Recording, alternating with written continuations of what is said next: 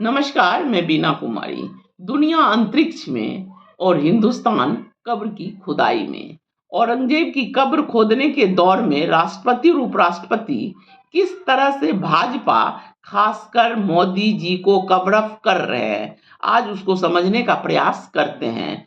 नरेंद्र मोदी जो चुनावी सभाओं में फेंक आते हैं, राष्ट्रपति और उपराष्ट्रपति के द्वारा उसको लपेटा जाता है। आज ऐसे ही दो घटनाओं पर आपका ध्यान खींचना चाहती हूं। पहला, इंडियन एक्सप्रेस द्वारा रामनाथ गोयनका पत्रकारिता उत्कृष्ट अवार्ड 2023 के वितरण समारोह में बकौल मुख्य अतिथि राष्ट्रपति द्रौपदी मुर्मू ने अपने अभिभाषण में यह बोला कि अगर नागरिकों को सभी सूचनाएं जानकारी नहीं मिलती है तो प्रजातांत्रिक व्यवस्था का कोई मतलब नहीं रह जाता है, जो कि इंडियन एक्सप्रेस का हेडलाइन है। राष्ट्रपति के इस बयान के परिप्रेक्ष्य में यह समझने का प्रयास कीजिए कि आम नागरिकों तक निर्बाध और निष्पक्ष सूचना पहुंचे, यह जिम्मेवारी किसका है। यह काम उस सरकार का है जिसकी प्रमुख राष्ट्रपति हैं। यह सरकार जो राष्ट्रपति के नाम और मुहर से चलता है, जनता तक सूचना पहुंचने दे रही है या नहीं, यह देखना खुद महामहिम राष्ट्रपति का काम है। सार्वजनिक व्याख्यान में लोकतंत्र और सूचना की बात करने वाली महामहिम को तो इतना अवश्य पता होगा कि मेन स्ट्रीम मीडिया में आजकल क्या चल रहा है। क्या विपक्ष से सवाल, राहुल पर प्रहार किसी लोकतांत्रिक देश की मीडिया का काम है? दिन रात मोदी जी का महिमा मंडन सूचना की प्रवाह धारा है। महामहिम एक बार अपनी सरकार से भी पूछ लेती कि आखिर ऐसा क्यों हो रहा है। बजट सर चल रहा है, इस पर चर्चा नहीं होकर औरंगजेब की कब्र पर चर्चा क्यों हो रहा है।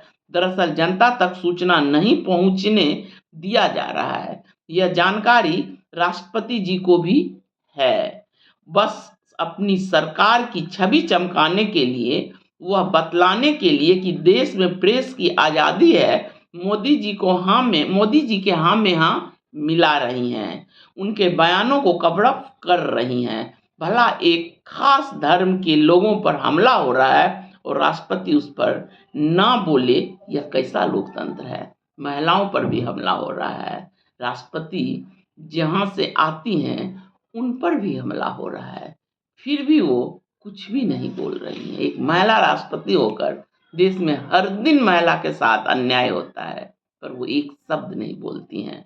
दूसरा, राज्यसभा में उपराष्ट्रपति धनखड़ का कहना था कि फ्री बीज पर सदन में चर्चा होनी चाहिए, एक राष्ट्रीय नीति बननी चाहिए जिसके लिए वो पक्ष और विपक्ष के नेताओं से चर्चा करेंगे, सदन को एक प्रस्ताव पास करना चाहिए, आदि आदि।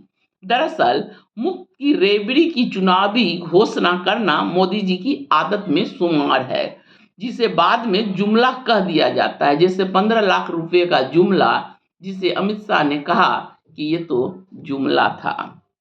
बिना किसी गणना के, बिना किसी वित्त विशेषज्ञ की सलाह के मोदी जी मुफ्त सिलेंडर, मुफ्त बिजली, मुफ्त इलाज, मुफ्त पानी, महिलाओं को पेंशन, बुजुर्गों को पेंशन, तीर्थ यात्रा, मुफ्त अनाज, ऐसी न जाने कितनी घोषणाएं प्रधानमंत्री कर देते हैं। चुनाव जीतने के बाद उसे लागू नहीं कर पाते हैं। एक आध चुनाव तक तो नेहरू और कांग्रेस को दोष देकर पल्ला झाड़ा करते थे, पर अब क्या करेंगे, तीसरी बार भी किसको दोष देंगे।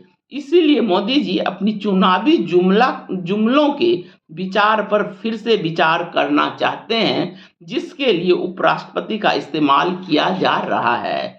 दिल्ली और महाराष्ट्र में महिलाओं को 2500 रुपया देने का वायदा, होली पर मुफ्त गैस सिलेंडर देने का वादा भाजपा पूरा नहीं कर पा रही है, तभी मुफ्त की रेवड़ी पर सदन में चर्चा का ख्याल आया।